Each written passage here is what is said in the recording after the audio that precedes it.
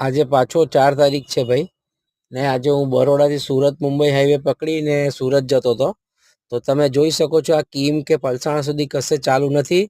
તમારે બરોડાથી આ પૂનગામ અંકલેશ્વર ઉતરીને પાછું ત્યાંથી સુરત જવું પડે ઓલપાડ થઈને.